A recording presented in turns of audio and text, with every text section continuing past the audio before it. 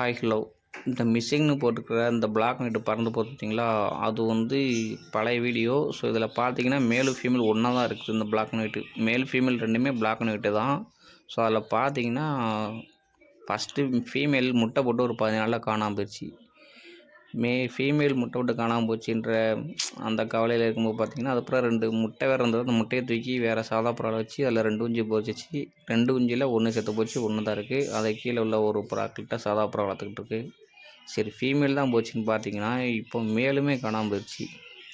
என்னடா நமக்கு வந்து சோதனைன்ற மாதிரி 2மே காணாமல் போச்சு. அது போய் ஒரு 10 நாள் எதுவும் காணாமல் போச்சு. என்ன காரணம்னா, அந்த பிளாக் அண்ட் ஒயிட் மேல் வந்து கீழே உள்ள புறா கூண்டுகளே அடிக்கடி வந்து அடைஞ்சிச்சு. ஸோ அதில் உள்ள புறாக்களை அதை நிற்க விடலை. எனக்கு தெரிஞ்சு அது ஃபீமேல் இல்லாதனால வேறு கூண்டில் ஃபீமேல் இருந்தால் அதோட பேராய்க்கலாம் தான் வந்து பார்த்துருப்பில்ல. பட் கீழே உள்ளமே 2 நாள் அடைஞ்சிச்சு.